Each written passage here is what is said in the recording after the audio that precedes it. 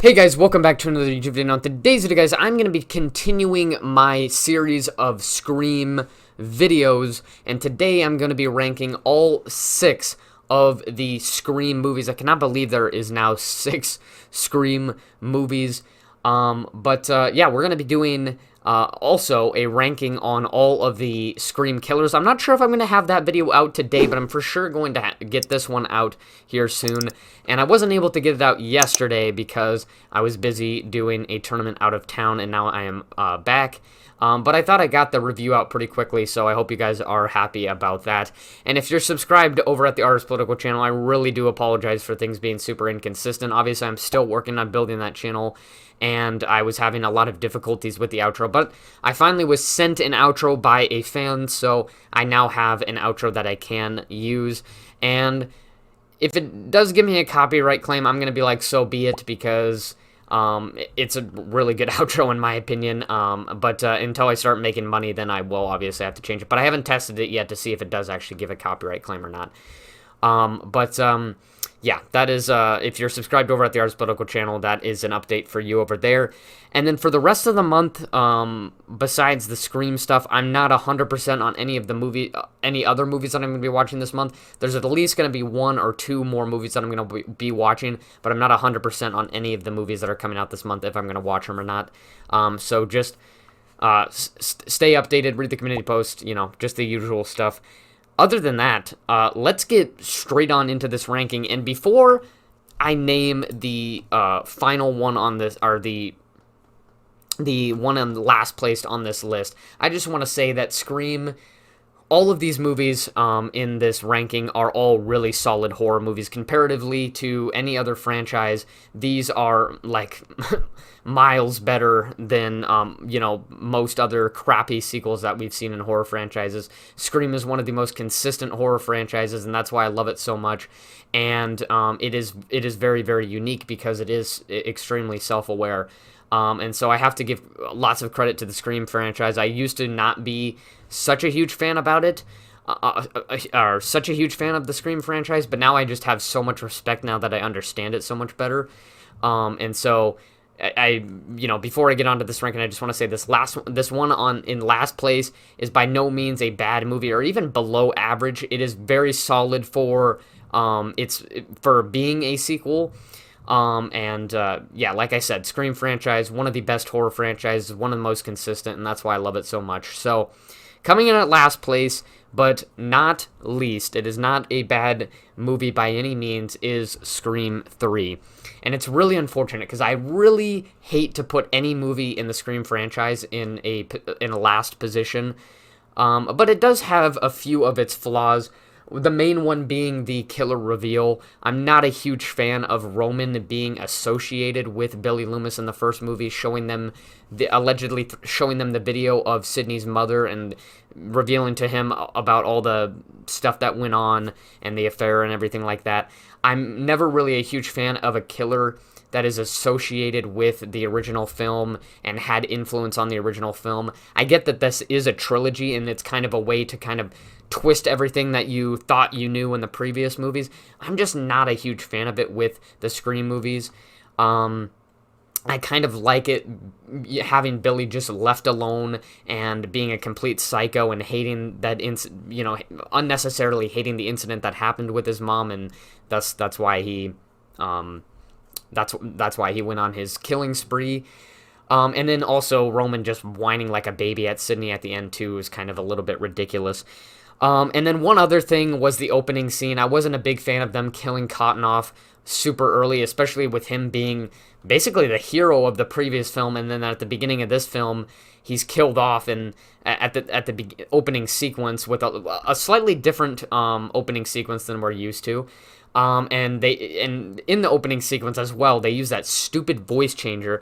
And keep in mind, this movie takes place in 2000.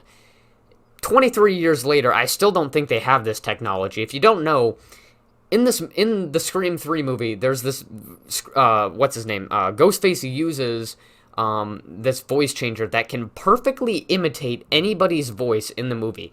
I don't think we have a little device that can do it even today. And if we do, it's probably very expensive and it's not very popular and, obviously not very common and things like that. So just absolutely absurd that was one of the things. And then I think there was another thing where like one of the characters, like Gale or somebody else, was checking the pulse to see if, I believe it was Roman, or somebody who was somebody that was presumably dead. They were checking its pulse to see if it was dead, or to see if this person was dead, and then they're revealed to be alive later. So it's like, if you didn't feel a pulse, or if you did feel a pulse, why did you assume they were dead? So there's a few logical errors in this movie that I'm not a huge fan of, but I could nitpick on and on about any of these Scream movies, and it would be not even putting a dent in how solid these movies still are. So Scream 3 overall, it's completely watchable, it's pretty enjoyable, and I just have a few issues with the final act, which can bring a Scream movie down quite a bit. But Scream 3, number 6. Number 5 is going to be Scream 4. This is probably the one that I'm least familiar with. I do remember when this movie came out. I was very, very young, but I remember thinking, isn't there like a fourth Scream movie that came out or something like that, like a couple years back? And because I think I heard of it, when I was really, really young. I maybe saw like a poster of it, and I was introduced to horror movies like very, very early on, so that's why I kind of knew about Scream 4 being out. And I like briefly watched it, and then it wasn't until like years later when I really learned a lot of stuff about horror movies and things like that, where I finally kind of learned the whole plot behind this movie, and I was like, oh yeah, I did watch that many, many years back when it first came out and things like that. So this is the one that I'm still like the least familiar with, and maybe that's why it's a little bit further down in the ranking. But also I think the thing that maybe brings this movie down for me a little bit, and also kind of like with Scream 3, is that this movie talks about remakes. That's the whole meta commentary in this movie. But the problem is this movie isn't really a remake, and so I understand like they do introduce new characters, but they're not as in the forefront as they are with like Scream 5 and Scream 6. So I think if they put the characters more in the forefront of this movie, maybe it would have helped a little bit better. But again, I'm just nitpicking this kind of stuff. I think the main reason why this movie is lower on the lower end of the ranking is just because I'm least familiar with it. I will say I think it does have one of the best killers. Not Charlie, but specifically Jill, who's probably one of the most passionate killers and is willing to go out of her way to complete her goal in this movie and what she believes. And so I thought that was really, really interesting in this movie. Obviously, all the returning characters do a great job. I love Dewey being the veteran cop, I guess you could say, teaching, some of these newer cops, and a lot of them are kind of goofy, kind of throwaway cops that get, easily killed in this movie. And this was the first Scream that really felt like, how do you want to say it, a legacy sequel. It wasn't really a legacy sequel, or as much of a legacy sequel as Scream 5, but it had some of those elements in it, and so it feels a little bit different from our first Scream 3 movies that feel very, very closely tied together. Overall, Scream 4, it's just the one that I'm least familiar with, and that's why it's low at the lower end of my ranking. But overall, I still think it is a really, really solid return to the franchise. And I don't think there's really much more to say. At number 4 is going to be Scream 2022. I know I called it Scream 5 previously, but I don't know. It doesn't matter. It's basically Scream 5, as the movie would even say itself. But Scream 5, really, really solid second return to the franchise, legacy sequel. And with Scream 6 and Scream 5, both of these movies I was pretty nervous for. I was worried that they weren't going to be able to reuse this formula again, because what new is that they're going to be to talk about? And then they completely blow me away every single time. The Scream franchise completely subverts my expectations and makes me look stupid, because I'm like, why didn't I think of that? That is something that they could have talked about. And so Scream 5 is a really, really solid return to the franchise. It trusts its new characters very, very well, more than with Scream 4. and puts them more at the forefront. And the legacy characters are kind of just there as a treat. They're kind of just there like, hey, they're back, and we get to see them, do some more badass things again. But they're not at the forefront like our newly introduced characters are, because now we have sort of a new generation of characters that they have to bring in. What else? This movie is also, I talked about this in my Scream 6 review, is complemented very, very nicely by Scream 6, because now everything kind of ties together. You understand why the killers did what they did and things like that. Obviously, Richie being a huge Stab fan, and that's what kind of drove him to, do all this kind of stuff. I will say, over the past year, it has downgraded a little bit for me. Recency bias is definitely a thing, and I'm not a huge fan of the killers. Richie, he's kind of an average killer for me, but Amber is just not the type of person for me to be a killer, which sucks, because by the final act of this movie, just before they revealed the killer, I was like, are they really gonna do her as the killer? And then she reveals herself to be the killer, and I'm like, come on. And she's the one who killed Dewey as well, which is the worst part. That was one of the things that I did not like about this movie, was them killing Dewey. I know, it's a legacy sequel. They even talk about it like legacy characters, they basically don't matter anymore, so they can just kill off Dewey. But it's the fact that a short, probably light high schooler was able to take down Dewey like that, I don't know, kind of angers me a little bit. But otherwise, this is a really solid return to the franchise. It trusts itself with its newly introduced characters very, very well. And even though the legacy characters that they bring back may not be super involved with the movie, they're still there, and they're kind of more acting as a treat. And so it works really nicely anyway that the new characters are at the forefront, because they do such a great job. Sam, who is the protagonist of the movie, still has some kind of psychopathic drive and kind of this killer drive, because her dad is obviously Billy Loomis. And so I thought that was an interesting thing that they did in this movie. So even over the past year, it's downgraded a little bit, but it is still a very, very solid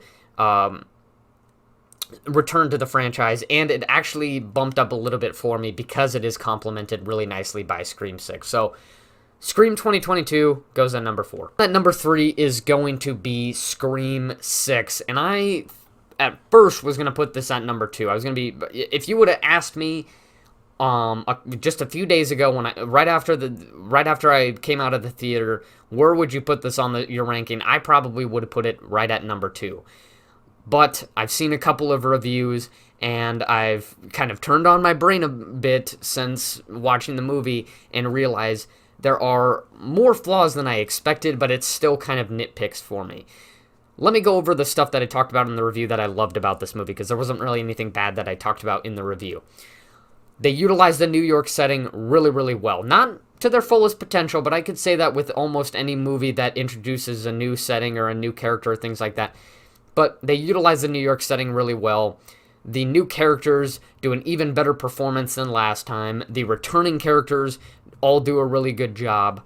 It ups the ante with the blood and the violence and the kills, which, I don't know, not so many of the kills were super unique, but it is certainly probably one of the bloodiest and violent Scream movies. And yeah, so, and the meta commentary, while it's not, super, it's super broad, so it's not very specific, and it can really apply to almost any type of genre, is still there. So it covered all of my bases. It did everything that I asked for. So despite the flaws that I feel like have been in pretty much all of the other Scream movies, this is still a very, very solid Scream movie, and complements its predecessor very, very, very well. But that being said, here are a few of the flaws that I did not mention, and I feel like I should mention, because I feel stupid for not mentioning them. Yes, some of the characters in this movie definitely have heavy, heavy plot armor. I think this movie gives some of our returning characters more plot armor than any other Scream movie has. It's not to say that that has never happened in Scream movies before. I think certainly in Scream 3 there was definitely some plot armor on some of our characters. Um, but in this movie, you literally have not characters just being stabbed once or, knocked out or something like that. Something where it's, maybe it's believable that they would be able to come back. Like, okay, maybe I could understand that. Maybe they got lucky because they only got stabbed maybe a couple of times. But you literally have characters being stabbed like 15 times, just consecutively stabbed, held together and just brutally stabbed, and then somehow they survive. Or there's moments where the characters go through a chase scene, or they're being shot at by Ghostface or something like that, or they have blood all over them. They just seen one of their best friends die. They just went through this really, really traumatic sequence, and then literally not even 10 minutes later, now they're partying, they're all doing good, they're having this nice conversation and things like that.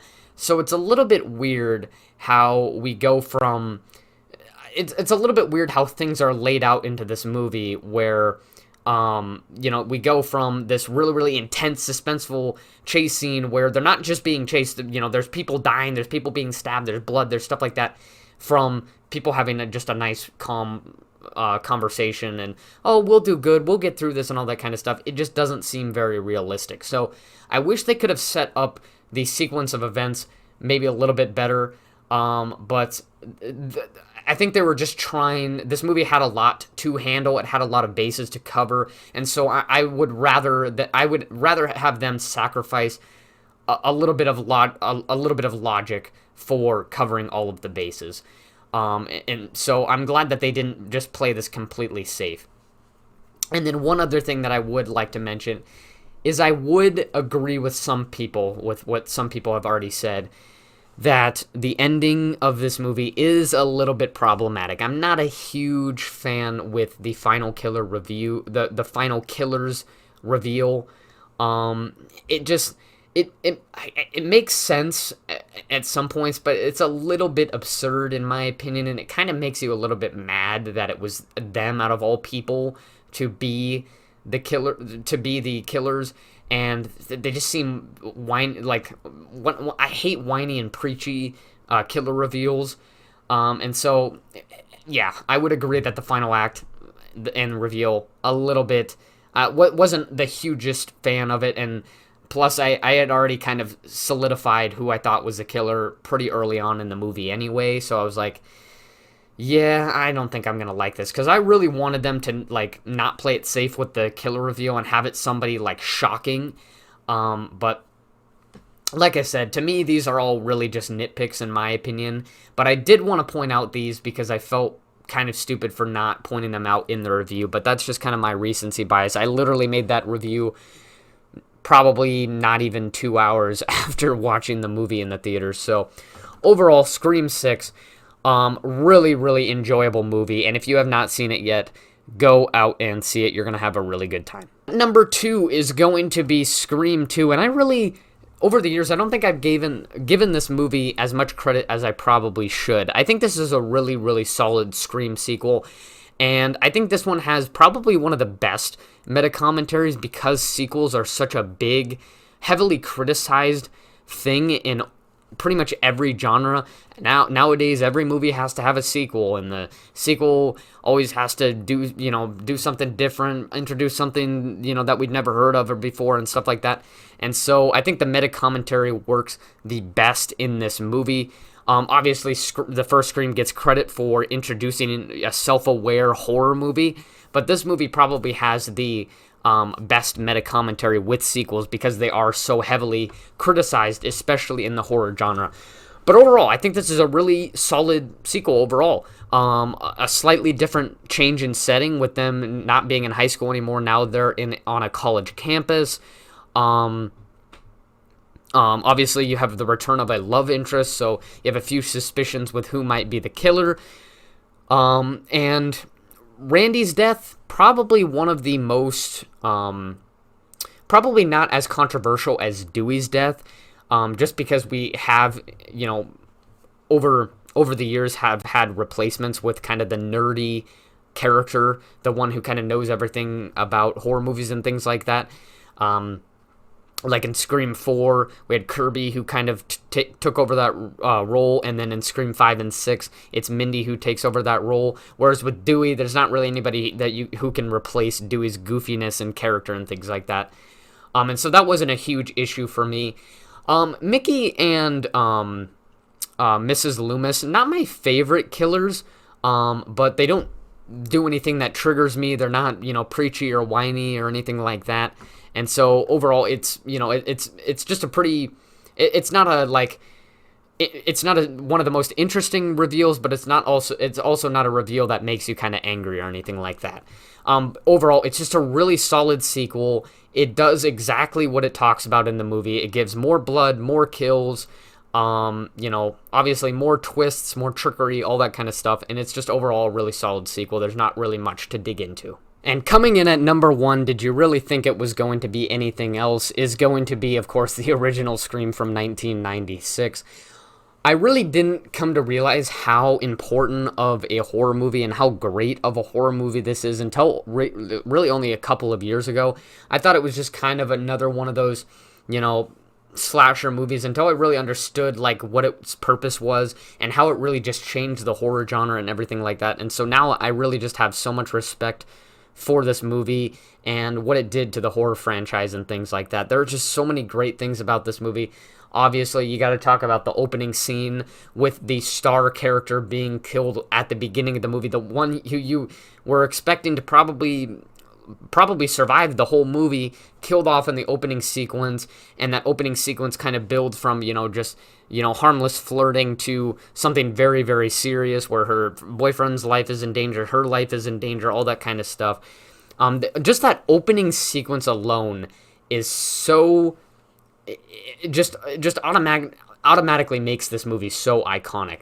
Everything from the Ghostface voice to the horror trivia to its self-awareness being introduced right in those first couple of minutes of the movie is just so great.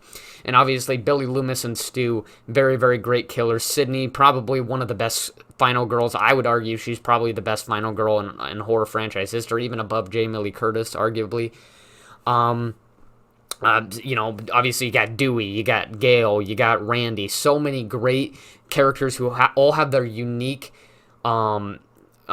unique personalities and have a definite purpose in the movie. They all play their great role that just adds to that self-awareness and just brings everything together in the end really, really nicely. I think one of the things, I didn't mention this yet, one of the things that makes the Scream franchise so great is its legacy characters. With a lot of other franchises, sure, you have multiple legacy characters, but, not many of them all have their specific role and their personality and things like that. Whereas in the Scream franchise, those legacy characters are so important and critical because their role doesn't really change throughout the franchise. It's always the same, it's always consistent, and it still works in every other sequel that comes out in the Scream franchise. So I really, really like that. And even if they are killed off or something like that, there's bound to be somebody who fills in that role because that is a very necessary role that must be in the Scream movie. And so, yeah, the Scream horror movie, probably one of the best horror movies ever made. Certainly one of the most impactful horror movies, I would say. If you don't argue that this is one of the best horror movies ever made, which I don't think it is the best horror movie ever made, but I think it's certainly one of the most impactful horror movies in terms of its effect on the horror franchise and things like that. Because you imagine if you never had a movie that came out like this, people would be going on for years. I think they would probably get bored of the same horror movie tropes because before the first Scream came out, people were aware of these rules. They were watching these horror movies and they were in for the gore, but in the back of their head they were thinking, why is that person going in a dark alley? It's just why, you stupid idiot? Or why is this character doing this? In the back of the head, you always had that. You always had that in the back of your head, but you just watched the movie anyway because you just wanted that Carnage candy and things like that. And so I think over the years, people would just get more bored, and there was gonna have to be some type of change in horror movies. And so Scream made that necessary change that needed to happen quickly before things started to get boring. And so obviously, you had remakes becoming a thing, you had legacy sequels becoming a thing. Now found footage became popular around when Scream came out, especially with the Blair Witch Project. You have a lot of more of how do you want to say it? Films like The Conjuring and Annabelle that are really focused on the jump scares and things like that. Those are becoming really popular.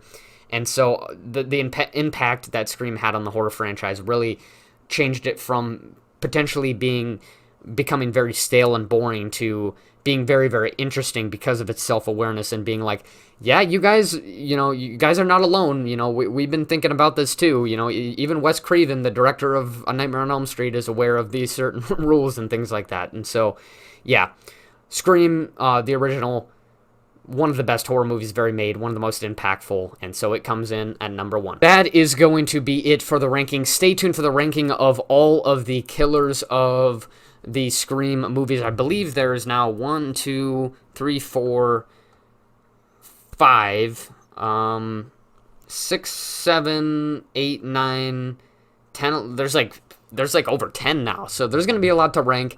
But stay tuned for that. I don't know if I'm going to have it out today, but I will certainly get this video recorded and uploaded today. And if you're subscribed over at the Ars Political channel, don't worry. Content is going to be coming back soon for sure this time. And stay tuned for the rest of the Scream content.